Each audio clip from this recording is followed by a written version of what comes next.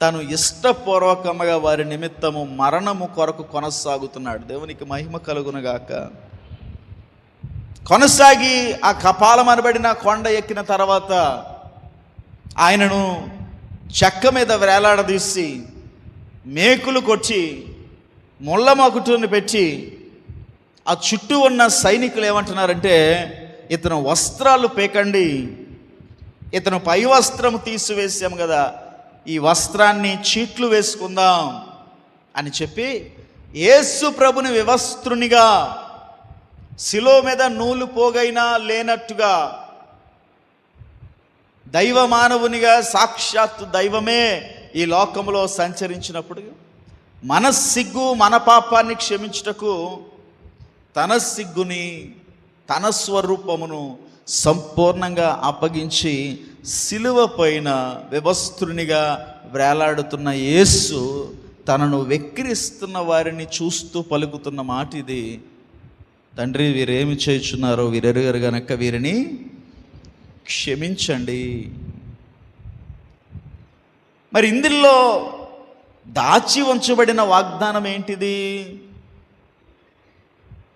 వీరేమి చేస్తున్నారో వీరెరుగరు గనక వీరిని క్షమించండి అని ప్రభు అన్న మాటలో వాగ్దానం ఏముంటుంది అని మీరు ఆలోచన చేయొచ్చు. ముందుగా ఆ మాటను మనం జ్ఞాపకం చేసుకుంటే, ఆ మాట గురించి లోతుగా ఆలోచన చేస్తే క్రీస్తు ప్రేమ, క్రీస్తు క్షమాపణ ఎలాంటివో మనకు అర్థమవుతాయి. దేవునికి మహిమ కలుగునుగాక. మన ఎడల తప్పు చేసిన వారిని, మనల్ని బాధ పెట్టిన వారిని, మనల్ని ఇబ్బంది పెట్టిన వారిని ఒక సంవత్సరం తర్వాత క్షమించడం పెద్ద విషయం కాదు. ఒక వారం తర్వాత క్షమించడం పెద్ద విషయం కాదు. లేదా ఒక పూట తర్వాత క్షమించడం పెద్ద విషయం కాదు. కానీ వారు ఇబ్బంది పెడుతున్నప్పుడు, వారు బాధ పెడుతున్నప్పుడు, వారు దూషిస్తున్నప్పుడు, వారు నిన్ను కొడుతున్నప్పుడు, వారు నిన్ను తిడుతున్నప్పుడు తక్షణమే అదే సమయంలో వారిని క్షమించడం అనేది ఇది మనుష్యుల వలన జరిగే కార్యము కానే కాదు. మీలో ఎవరైనా మీ ఎడల అవమానకరంగా, ఇబ్బందికరంగా బాధ పెట్టిన వారిని ఎప్పుడైనా ఒక్కసారైనా వారు బాధ పెడుతున్నప్పుడు క్షమించిన దాఖలాలు ఏమైనా ఉన్నాయా? మనుష్యుల ప్రేమకు క్రీస్తు ప్రేమకు తేడా ఏంటయ్యానంటే, అది తక్షణము క్షమించగలిగిన ప్రేమ. దేవునికి మహిమ కలుగునుగాక. తక్షణము తన ముఖం మీద తిడుతున్న వారిని, తన ముఖం మీద ఉమ్ముతున్న వారిని, ఇశ్రాయేలు ప్రజలు వేల మంది చూస్తుండగా తన ఒంటి మీద ఒక వస్త్రము లేకుండా విప్పదీసిన వారిని, ఆ వస్త్రమును చింపుకుందాము రండి అని వెక్కిరిస్తున్న వారిని అదే సమయంలో చూస్తూ, తండ్రి వీరేమి చేయుచున్నారో వీరెరుగరు గనక వీరిని క్షమించండి అనగలిగాడు అని అంటే, ఆయన క్షమాపణకున్న లోతు, ఆయన క్షమాగుణానుకున్న లోతు ఎంత గొప్పదై ఉంటుంది. రోజా ఈ లక్షణాన్ని మనం కలిగి ఉండి క్రైస్తవులను ఇబ్బంది పెడుతున్న వారి పట్ల ఇలాంటి క్షమాగుణాన్ని మనం కలిగి ఉంటే, ప్రియ దేవుని బిడ్డలారా, గొప్ప మార్పు ఈ దేశంలో మనం చూస్తాం. దేవునికి స్తోత్రం. ప్యాషన్ ఆఫ్ ది క్రైస్ట్ అని ఒక మూవీ మీరు ఎవరైనా చూసారో లేదో, చూడకపోతే ఇవాళ ఇంటికి వెళ్ళిన తర్వాత ఒకసారి యూట్యూబ్లో టైప్ చేసి చూడండి. చాలా అద్భుతమైన దైవ ప్రేరేపితంగా తీసిన ఒక గొప్ప సినిమా అది, ప్యాషన్ ఆఫ్ ద క్రైస్ట్. ఆ సినిమాలో బర్నబాస్ అనే ఒక క్యారెక్టర్ వేశారు, క్షమించాలి, బరబ్బా అనే ఒక క్యారెక్టర్ వేశాడు ఒక ఆయన. అనగా యేసు ప్రభుని పిలాతు ఇతన్ని సిలువ వేయుటకు ఇతనిలో ఏ తప్పు లేదయ్యా, మీకు కావాలంటే ఈ గజ దొంగ బరబ్బాను సిలువ వేస్తాను, యేసు ప్రభుని విడుదల చేస్తానంటే వారందరూ కేకలు వేశారు. మాకు యేసు ప్రభు వద్దు, బరబ్బాయే కావాలి, బరబ్బాను విడుదల చేయండి, యేసు ప్రభుని సిలువ వేయండి. ఆ సీన్ తీస్తున్నప్పుడు ఈ బరబ్బా క్యారెక్టర్ వేస్తున్నవాడు నాస్తికుడు, ఎథియిస్ట్. అతడు దేవుడిని నమ్మడు.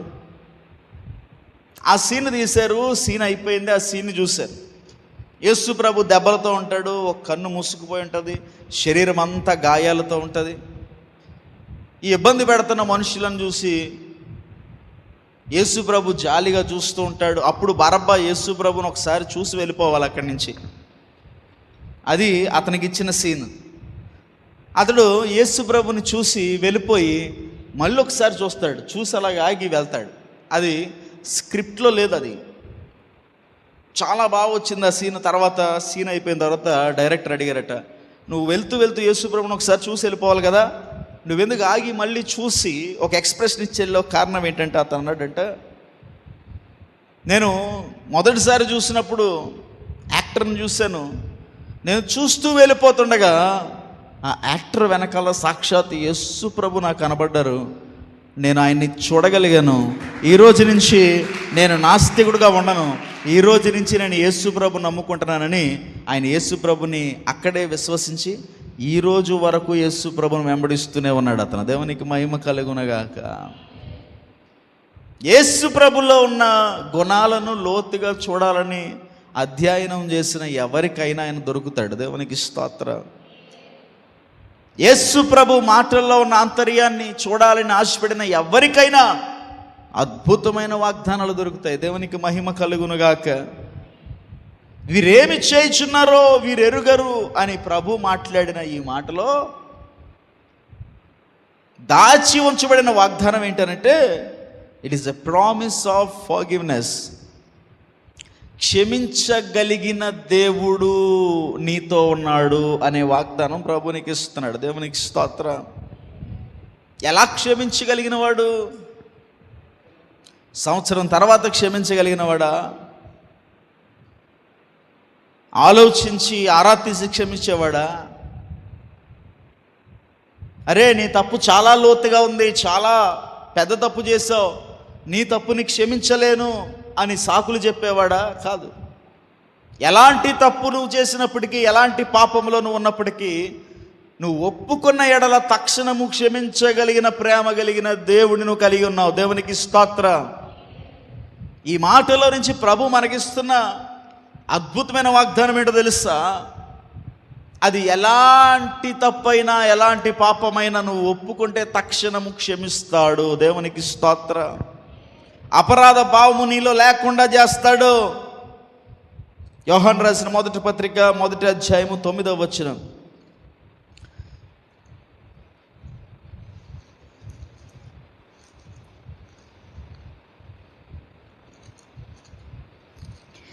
యోహాను రాసిన మొదటి పత్రిక 1వ అధ్యాయము 9వ వచనం.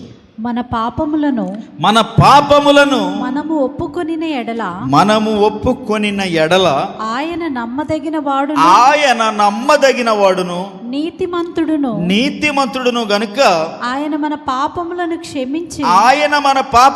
క్షమించి సమస్త దుర్నీతి నుండి మనలను పవిత్రులుగా చేయును.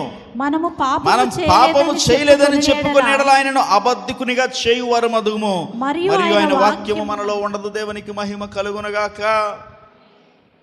ఎవరి పాపములైనా తక్షణము క్షమించడానికి ఇష్టపడుతున్నాడంటే ఎవరైతే ఆయన సన్నిధిలోకి వచ్చి మనస్సారా తన ఉన్న స్థితిని ఒప్పుకుంటాడో, తన పాపములు ఒప్పుకోగలడో, ఆయన నమ్మదగిన వాడు గనక తక్షణము క్షమిస్తాడు. ఈరోజు ఒక అద్భుతమైన వాగ్దానాన్ని ప్రభు నీకు ఇస్తున్నాడు. అరే నేను చాలా దూరం వచ్చేసాను, చాలా భయంకరమైపోయింది నా పాప జీవితం, ఇంక ముందుకు అడిగేయలేను, ఈ పాపాన్ని ఎవ్వరూ క్షమించలేరు, దేవుడు కూడా ఈ పాపిని క్షమించడు అని నువ్వు అనుకుంటూ దిగులు పడుతున్నావేమో. ఈ రోజున ప్రభు నీకు వాగ్దానం చేస్తున్నాడు.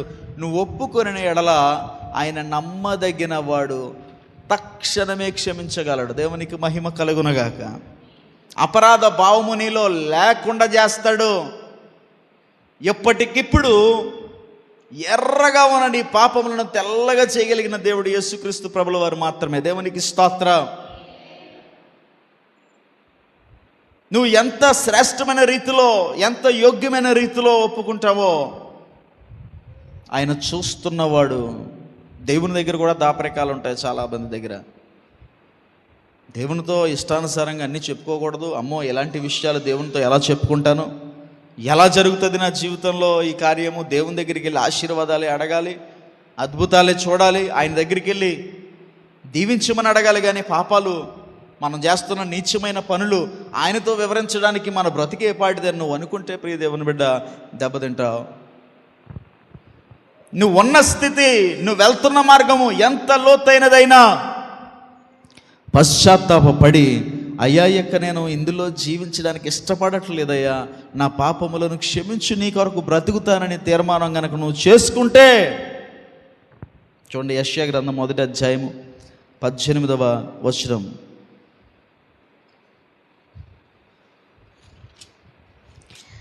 యెహోవా ఈ మాట సెలవిచ్చుచున్నాడు, యెహోవా ఈ మాట సెలవిచ్చుచున్నాడు, రండి మన వివాదము తీర్చుకొందుము, రండి మన వివాదము తీర్చుకొందుము. మీ పాపములు రక్తము వలె ఎర్రనివైనను, మీ పాపములు రక్తము వలనే ఎర్రనివైనను, అవి హిమము వలె తెల్లబడును, అవి హిమము వలె తెల్లబడును, కెంపు వలె ఎర్రనివైనను, కెంపు వలె ఎర్రనివైనను, అవి గొర్రె బొచ్చు వలె తెల్లని వగును, అవి గొర్రె బొచ్చు వలె తెల్లని వగును.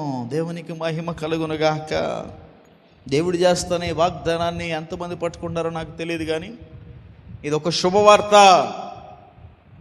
నువ్వు దిగులు పడదు, అపరాధ భావంతో తప్పించుకుని తిరుగుతూ దేవునికి దైవజనునికి కనబడకుండా వెనక పడిగి మొహాన్ని చాటేసి వెళ్ళిపోతున్న స్థితిలో నువ్వు ఉన్నావేమో. ఈ దినమైనా ఒప్పుకుని విడిచిపెట్టాలని ఒక తీర్మానం చేసుకుంటే, కెంపు వలె ఎర్రగా ఉన్న పాపములైనా, రక్తము వలె ఎర్రగా ఉన్న పాపములైనా అవి గొర్రె బొచ్చు వలె తెల్లగా అయిపోతాయి అంటున్నాడు. దేవునికి మహిమ కలుగునుగాక. అది నీ వలన జరిగే పని కాదు, ఏ మనుష్యుని వలన జరిగే పని కాదు.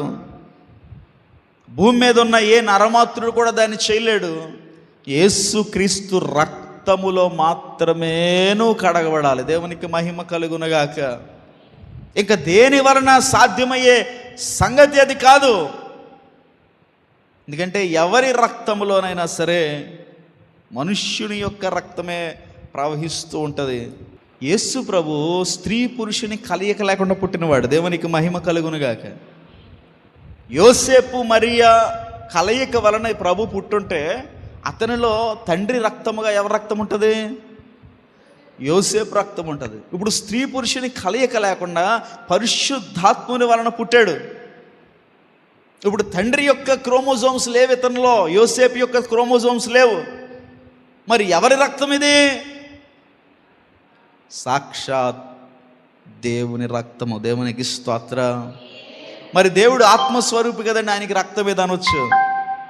పరిశుద్ధాత్ముడు కన్య మరియ గర్భములో ప్రవేశించుట ద్వారాగా పరిశుద్ధమైన రక్తమునకు కావలసిన కొన్ని క్రొత్త కణాలు మేరీలో ఉంచాడు ఆయన. దేవునికి స్తోత్రం.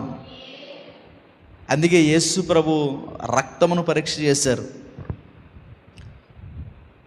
ఆయన గుడ్డ మొక్క, ఆయన మీద కప్పిన ఒక గుడ్డ, షెడ్ ఆఫ్ టొరైన్ అంటారు. ఇప్పుడు గుడ్డలో ఉన్న ఆ రక్తాన్ని పరీక్షించారు చాలా సంవత్సరాల క్రితం. ఒక మనిషిలో రక్తంలో XY అనే క్రోమోజోమ్స్ 2 ఉంటాయి కదా, దానిని పరీక్ష చేద్దాం యేసుప్రభు రక్తం అని చూసి దాన్ని డైల్యూట్ చేసి పరీక్షించినప్పుడు ఆశ్చర్యకరంగా అప్పుడున్న కంప్యూటర్స్లో వారు చూస్తుండగానే ఆ కంప్యూటర్ స్క్రీన్ అంతా హోలీ హోలీ హోలీ హోలీ అని వచ్చేసిందంట. అంటే పరిశుద్ధుడు పరిశుద్ధుడు పరిశుద్ధుడు పరిశుద్ధుడు పరిశుద్ధుడు అని స్క్రీన్ మొత్తం నిండిపోయిందట. దేవునికి మహిమ కలుగునుగాక. మనుషుల రక్తంలో ఉన్న క్రోమోజోమ్స్ అక్కడ లేవు. కారణం స్త్రీ పురుషుల కలయిక వలన పుట్టినవాడు కాదు.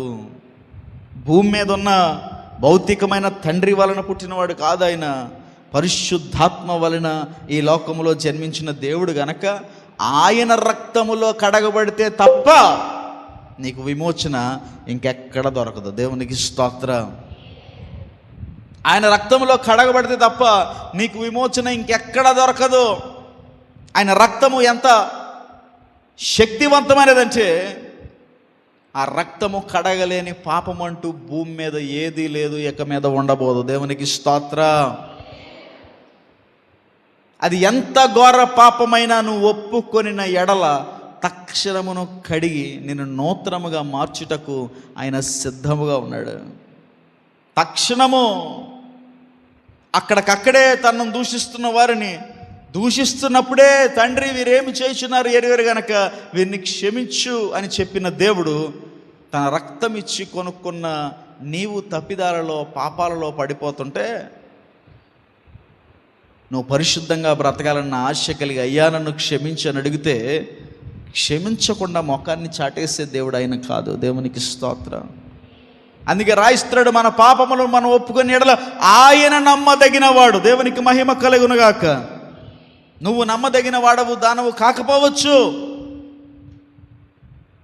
కానీ నువ్వు పాపములో బ్రతుకుటకైన రక్తము కార్చలేదు గనక, నిన్ను పవిత్రునిగా చేసి పరలోకమునకు తీసుకువెళ్ళుటకు ఆయన వచ్చాడు గనక, ఆయన నమ్మదగిన వాడు గనక, అయ్యా నీవు కార్చిన రక్తమును నేను వృధా చేస్తున్నవాడను, దయచేసి నా పాపమును క్షమించు, ఎక్క నుంచి పవిత్రునిగా నీ సన్నిధిలో బ్రతకాలని ఒక ఆశ కలిగి ఉన్నానయ్యా, నా తప్పిదములను క్షమించయ్యా, ఎక్క నుంచి నీ కొరకు నేను బ్రతుకుతాను అని ఒక తీర్మానము నువ్వు చేసుకోగలిగితే, నీ పాపములను విడిచిపెట్టుకోగలిగిన తీర్మానము నువ్వు చేసుకోగలిగితే, ఈరోజు ప్రభువు నీకు ఇస్తున్న శుభవాగ్దానము, ఒక అద్భుతమైన అవకాశం ఏంటో తెలుసా?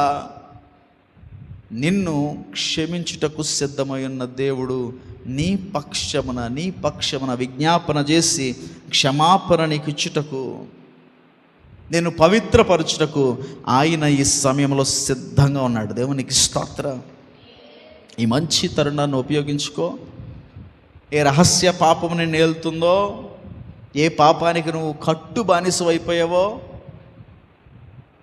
ఏ పాపము పదే నిన్ను ప్రేరేపిస్తూ లాగుతుందో, ఏ పాపములను పడి పొర్లుతూ పోరాటము లేకుండా దానిలో ఆనందిస్తున్నావో, దాని నిమిత్తమై ఈ సమయంలో నువ్వు క్షమాపణ కోరగలిగితే నిన్ను పవిత్రపరిచి మరి యొక్క సరైన రక్తముతో కడిగి నూతన జీవము నీలోకి ఇవ్వడానికి యేసు ప్రభు సిద్ధంగా ఉన్నాడు. దేవునికి మహిమ కలుగునగాక.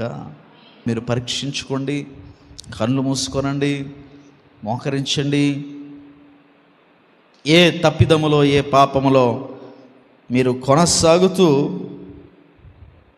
ఈ ఒక్క పాపమే కదా అని రాజీ పడిపోయి బ్రతుకుతున్నారో, మీతో ప్రభు మాట్లాడుతున్నాడు. అమ్మ, అదెంత ఘోర పాపమైన తక్షణము క్షమించుటకు నాకు శక్తి ఇవ్వబడింది, దానిని తక్షణము కడిగి వేయుటకు నేను రక్తాన్ని చిందించాను గనక నువ్వు క్షమాపణ కోరు, నువ్వు క్షమాపణ వేడు. నేను నిన్ను క్షమించగలిగిన దేవుడను అని ప్రభు నీతో పలుకుతున్నాడు. ఈ సమయాన్ని ఉపయోగించుకో, క్షమించమని అడుగు, క్షమాపణ వేడు. ఒక 5 నిమిషాలు రెండవ మాటలోనికి మనం వెళ్ళే ముందు క్షమాపణ వేడి మనం కొనసాగుదాం.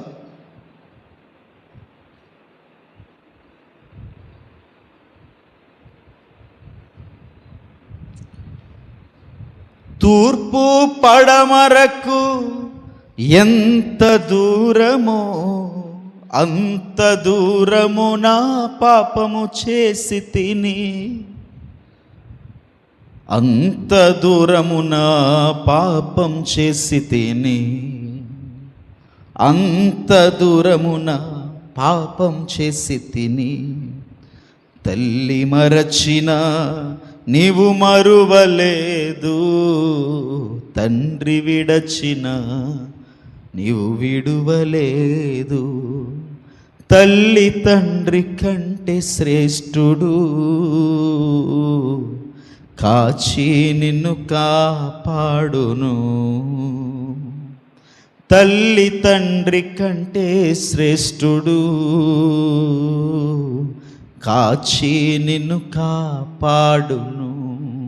తల్లి మరచిన నీవు మరువలేదు, తండ్రి విడచిన నీవు విడువలేదు. కాలమంత కన్నీరు కలిగించిన పాపములన్నీ సముద్ర గర్భములో విసిరితివి. కాలమంత కన్నీరు కలిగించిన పాపములన్నీ సముద్ర గర్భములో విసిరితివి. సముద్ర గర్భములో విసిరితివి. సముద్ర గర్భములో విసిరితివి. తల్లి మరచిన నీవు మరువలేదు, తండ్రి విడచిన నీవు విడువలేదు.